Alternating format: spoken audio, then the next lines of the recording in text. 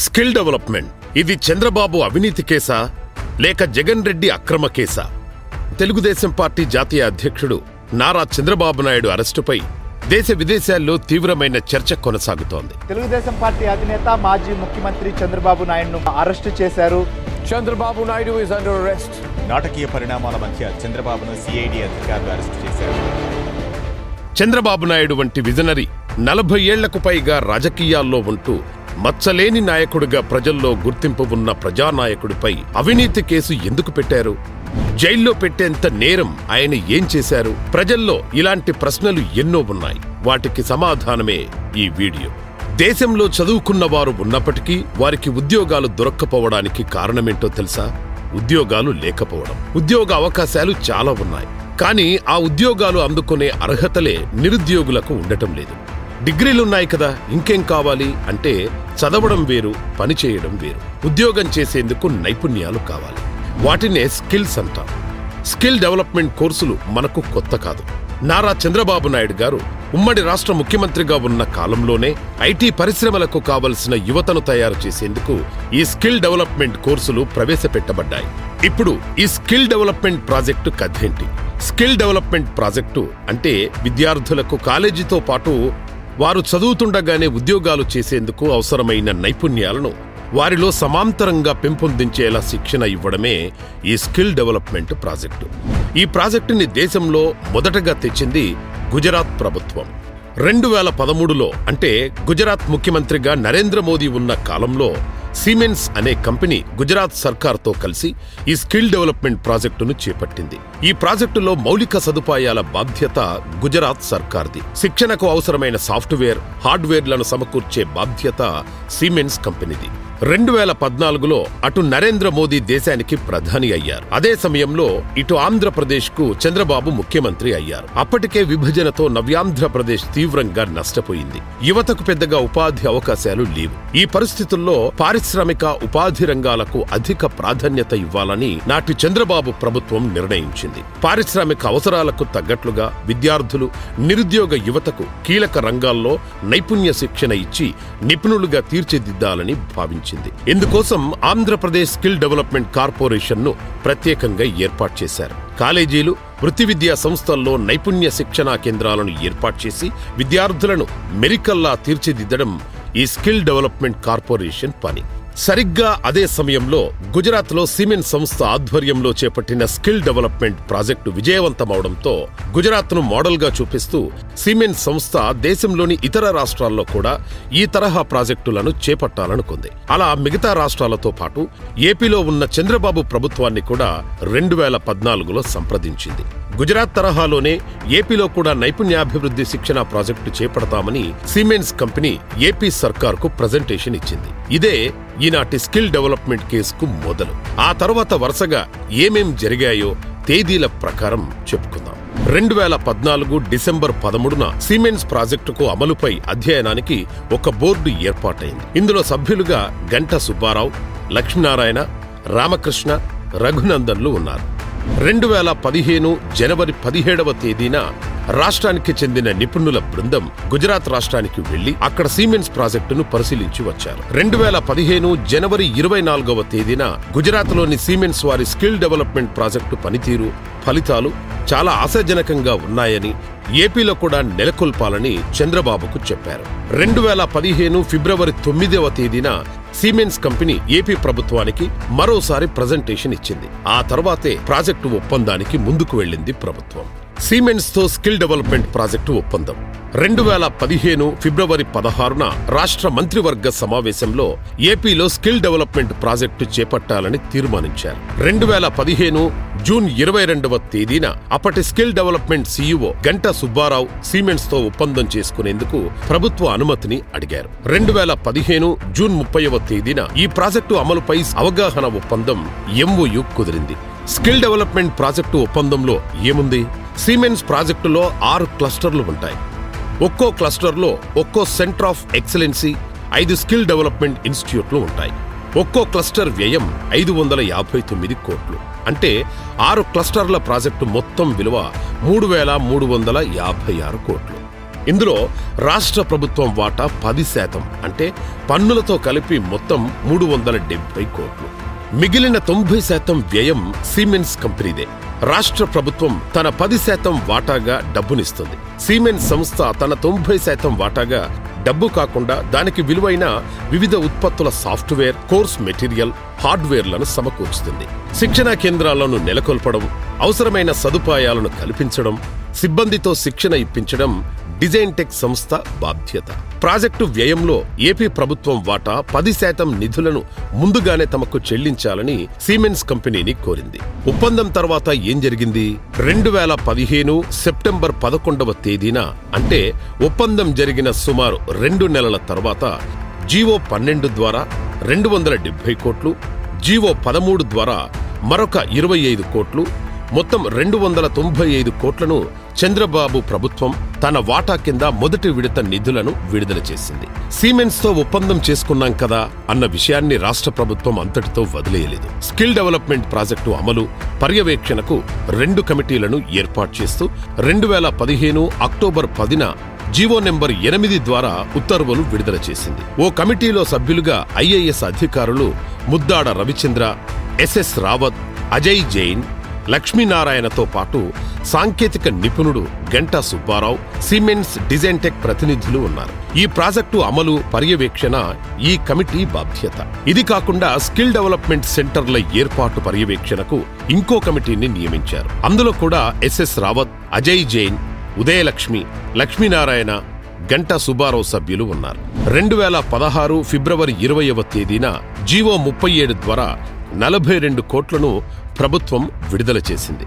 2016 మార్చి 21వ తేదీన మరో జీవో ద్వారా 34.25 కోట్లను ప్రభుత్వం విడుదల చేసింది. అంటే మొత్తంగా 2వ విడత కింద 76.25 కోట్లు విడుదలయ్యాయి. అంటే మొత్తం 7 నెలల కాలంలో 2 విడతల్లో నాటి చంద్రబాబు ప్రభుత్వం స్కిల్ డెవలప్మెంట్ ప్రాజెక్టు కోసం ప్రభుత్వ వాటా కింద 371.25 కోట్లను విడుదల చేసింది. ఈ నిధులను విడుదల చేసింది ప్రేమచంద్రారెడ్డి అనే ప్రభుత్వ అధికారి. ఆయన ఆధ్వర్యంలోనే కేంద్ర ప్రభుత్వ పరిధిలోని central institute of tool design CITD అనే సంస్థతో సిమెన్స్ ప్రాజెక్టు వాస్తవ విలువను మదింపు చేయించారు. ప్రాజెక్టు మొత్తం పర్ఫెక్ట్ గా ఉందని 2016 మార్చి 18న CITD నివేదిక ఇచ్చింది.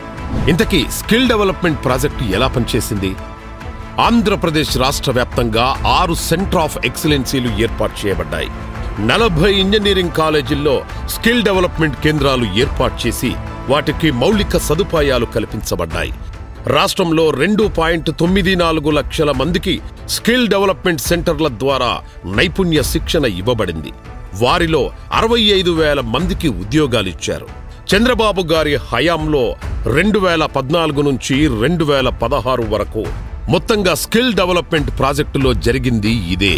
2019లో జగన్ వచ్చాక ఏం జరిగింది అంటే, స్కిల్ డెవలప్మెంట్ ప్రాజెక్టులో ప్రభుత్వం తన వాటా 377 కోట్లను డిజైన్ టెక్ విడుదల చేసింది.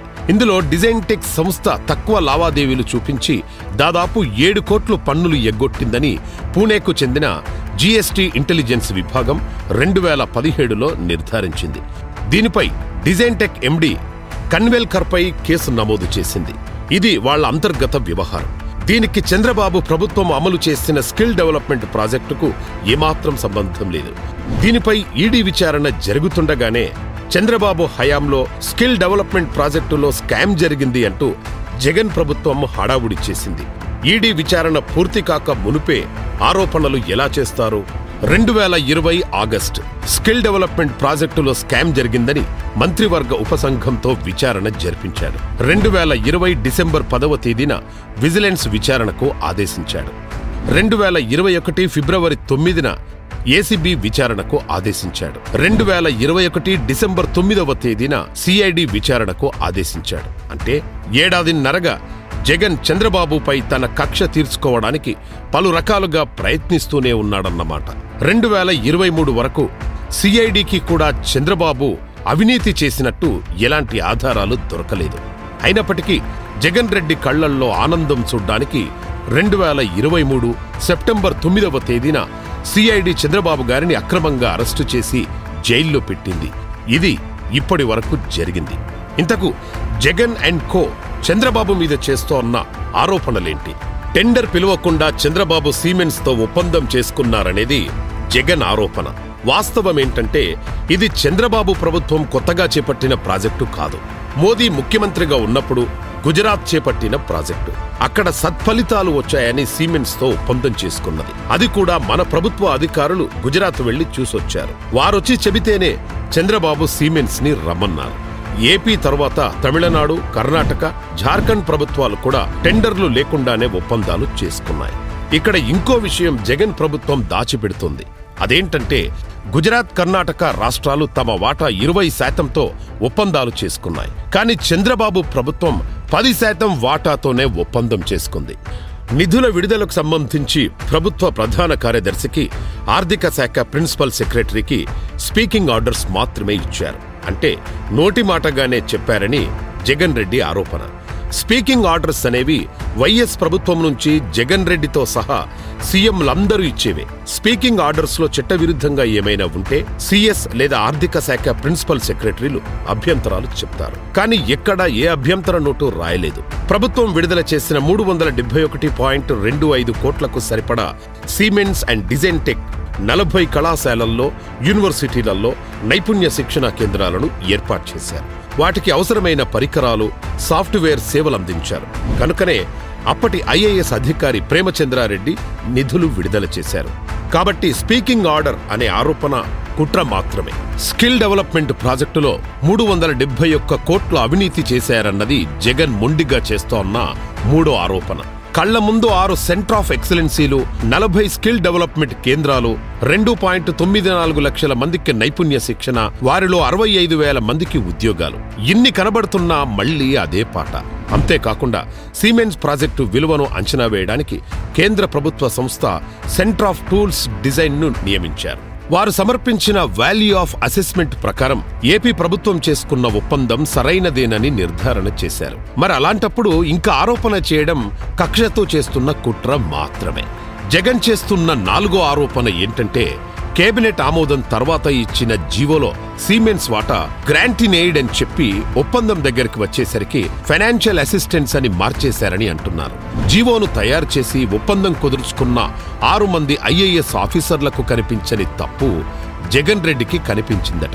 అలాంటప్పుడు నాటి ముఖ్యమంత్రి చంద్రబాబును, నాడు సాక్షి సంతకం చేసిన గంటా సుబ్బారావు అనే అధికారిని మాత్రమే అరెస్టు చేసి జైల్లో పెట్టడమేంటి? మిగిలిన 5 మంది అధికారులు కూడా సంతకాలు చేశారు కదా. మరి వాళ్ల సంగతేంటి? ఎందుకు విచారించలేదు? అయినా ఇది కేవలం పదాలలో ఉన్న వ్యత్యాసం మాత్రమే. స్కిల్ డెవలప్మెంట్ ప్రాజెక్టులో సిమెంట్స్ ప్రతినిధిగా కీలక పాత్ర పోషించిన సుమన్ బోస్ అసలు సిమెంట్స్ ఉద్యోగే కాదని జగన్ అండ్ కో చేస్తున్న 5వ ఆరోపణ ఇది. ఇది మరీ వితండవాదం. ఏపీ ప్రభుత్వంతో ఒప్పందం చేసుకునే నాటికే సుమన్ బోస్ అక్షరాల సిమెంట్స్ ఉద్యోగిగా ఉన్నారు. ఆయన కొన్ని ఇతర రాష్ట్రాలతో కూడా సిమెంట్స్ తరపున ఒప్పందాలపై సంతకాలు పెట్టారు. సుమన్ బోస్ను సిమెంట్స్ సంస్థ ఈ మధ్య ఉద్యోగం నుంచి తీసేస్తే ఆనాడు చేసుకున్న ఒప్పందం సరైంది కాదని ఎలా చెప్తారు? చంద్రబాబు ప్రభుత్వం స్కిల్ డెవలప్మెంట్ ప్రాజెక్టుకు చెల్లించిన 371.25 కోట్లు వివిధ షెల్ కంపెనీల ద్వారా హైదరాబాద్లోని టీడీపీ ఖాతాల్లోకి చేరాయి అని కట్టుకథ ప్రచారం చేయిస్తున్నాడు జగన్. ఆరోపణ చేస్తున్నప్పుడు జగన్ రెడ్డి దగ్గర ఆధారాలుంటే చంద్రబాబుకు చెందిన ఏ అకౌంటుకు డబ్బులొచ్చాయో ఎందుకు బయట పెట్టడం లేదు?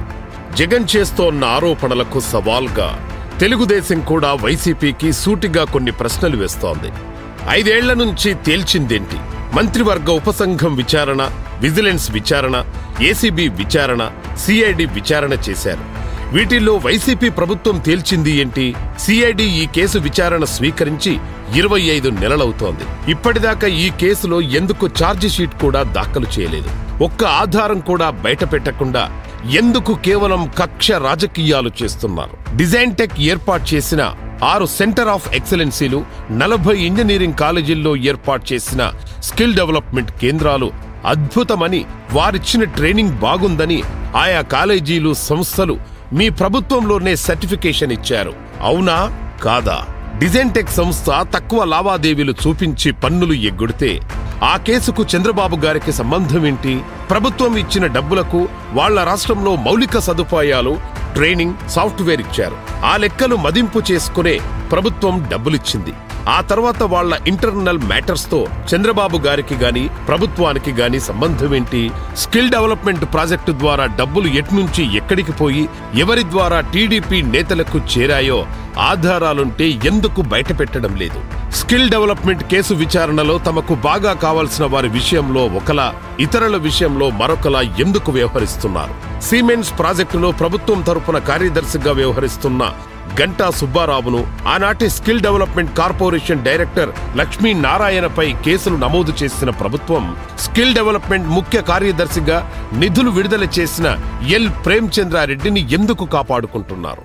స్కిల్ డెవలప్మెంట్ పై ఫోరెన్సిక్ ఆడిట్ చేయడానికి టెండర్లు పిలిచినప్పుడు స్కిల్ డెవలప్మెంట్ సెంటర్లు, శిక్షణ కేంద్రాలు, ఇంజనీరింగ్ కాలేజీల్లో ఏర్పాటు చేసిన ల్యాబ్లు, హార్డ్వేర్ యూనిట్లు, ఇంకా ఆస్తుల కల్పనను భౌతిక పరిశీలన చేయాల్సిన అవసరం లేదని జగన్ ప్రభుత్వం ఎందుకు చెప్పింది? స్కామ్ జరిగింది నిజమే అయితే సిమెన్స్ సంస్థ నుంచి డబ్బు రాబట్టే అధికారం చేతిలో ఉంచుకొని కూడా జగన్ ఆ పని ఎందుకు చేయడం లేదు? స్కిల్ డెవలప్మెంట్ ప్రాజెక్టు ద్వారా 2.94 లక్షల మందికి నైపుణ్యాభివృద్ధి శిక్షణ అందించి వారిలో 65,000 మందికి ఉద్యోగాలిచ్చారు. ప్రాజెక్టు మొత్తం అవినీతిమయమైతే 65,000 ఉద్యోగాలు ఎలా ఇచ్చారు? స్కిల్ డెవలప్మెంట్ ప్రాజెక్టులో టీడీపీ ప్రభుత్వం మాదిరే అదే కంపెనీలతో గుజరాత్, తమిళనాడు, కర్ణాటక, జార్ఖండ్ ప్రభుత్వాలు ఒప్పందాలు చేసుకున్నాయి. ఇదే సిమెన్స్, ఇదే డిజైన్ టెక్ అక్కడ కూడా ఉన్నాయి. గుజరాత్ రాష్ట్రం అప్పటి మోడీ ప్రభుత్వం కూడా అవినీతి చేసిందని చెప్పే దమ్ము జగన్ రెడ్డికి ఉందా? ఒక కంపెనీతో ఒప్పందం చేసుకునే సమయంలో కంపెనీ ప్రతినిధిగా ఆయా వ్యక్తులు ఒప్పందంలో సంతకాలు చేస్తారు. అలాగే Siemens India MD Suman Bose skill development ఒప్పందంలో సంతకం చేశారు. 2018 వరకు ఆయన సిమెన్స్ కంపెనీలోనే ఉన్నారు. తర్వాత బయటకొచ్చేశారు. కానీ ఏపీ స్కిల్ డెవలప్మెంట్ తో చేసుకున్న ఒప్పందంలో సిమెన్స్ కు సంబంధం లేదని ఎలా చెబుతారు? ఏపీ ప్రభుత్వం డబ్బులు విడుదల చేసింది సిమెన్స్ కంపెనీకే కదా. స్కిల్ డెవలప్మెంట్ ప్రాజెక్టులో అవినీతి అని వైసీపీ ప్రభుత్వం, సిఐడి చెబుతున్న కట్టుకథలకు తెలుగుదేశం పార్టీ 35 డాక్యుమెంట్లను బయటపెట్టి సమాధానం చెప్పింది. స్కిల్ డెవలప్మెంట్ ప్రాజెక్టు అమల్లో భాగంగా నాటి రాష్ట్ర ప్రభుత్వం నుంచి తమకు వచ్చిన 371 కోట్లకు సంబంధించి తాము ఎవరెవరికి ఎంత చెల్లించిందో చెబుతూ వాటికి సంబంధించిన ఇన్వాయిస్లను కూడా డిజైన్ టెక్ సంస్థ వారు గతంలో సిఐడి దర్యాప్తు అధికారిగా ఉన్న ధనుంజయుడికి ఫిబ్రవరి 19, 2022న పూర్తి సమాచారం అందించారు. ఒక లేఖ రాసి మరీ డిజైన్ టెక్ వారు ప్రభుత్వం నుంచి తమకు వచ్చిన సొమ్మును ఏ సంస్థలు, వ్యక్తులకు ఎంతెంత ఇచ్చింది స్పష్టంగా సిఐడికి తెలియజేశారు. వాటిని పక్కన పెట్టి అసలు సంస్థనే బోగస్ అని కొట్టిపడేస్తున్నారు. సిఐడి తాజాగా ఫైల్ చేసిన రిమాండ్ రిపోర్ట్ పరిశీలిస్తే పేజీ నెంబర్ 16లో పారాగ్రాఫ్ ఎన్లో 145 కోట్లు అని, మరోచోట పారాగ్రాఫ్ ఓలో 279 కోట్లని రాశారు. పేజీ నెంబర్ 21లో అసలు డబ్బుల బదిలీ వ్యవహారంపై ఇంకా తామేమీ నిర్ధారణకు రాలేదని చెప్పుకొచ్చారు. సిఐడి అన్ని పరిశీలించి తయారు చేసిన రిమాండ్ రిపోర్ట్లోనే ఇంత స్పష్టత ఉంటే ఈ మేధావులు చంద్రబాబు తప్పు చేశారని ఎలా చెబుతారు? స్కిల్ డెవలప్మెంట్ ప్రాజెక్టు విషయమై ఆర్నాబ్ గోస్వామితో చర్చ సందర్భంగా జగన్తో బహిరంగ చర్చకు సిద్ధమా అని అడిగిన ప్రశ్నకు బ్రింగ్ ఇన్ ఇట్ అని నారా లోకేష్ అన్నారు. జగన్కు దమ్ముంటే దానికి సమాధానమేది. కుట్రపూరితంగానే శరత్ అసోసియేషన్తో తప్పుడు నివేదికలు తెప్పించుకొని చంద్రబాబు గారిపై అక్రమ కేసులు పెట్టించిన ప్రభుత్వం ఇప్పుడు ఆత్మరక్షణలో పడింది. దాన్ని కప్పిపుచ్చుకోవడానికి మళ్లీ ఫైబర్ గ్రిడ్ స్కామ్ అంటూ కొత్త నాటకం మొదలుపెట్టింది. తెలుగుదేశం శ్రేణులకు న్యాయ వ్యవస్థపై నమ్మకం ఉంది. ప్రజలకు చంద్రబాబు గారి నిజాయితీపై నమ్మకం ఉంది. ఏ తప్పు చెయ్యని చంద్రబాబు గారు త్వరలో కడిగిన ముత్యంలా బయటికి వస్తారు.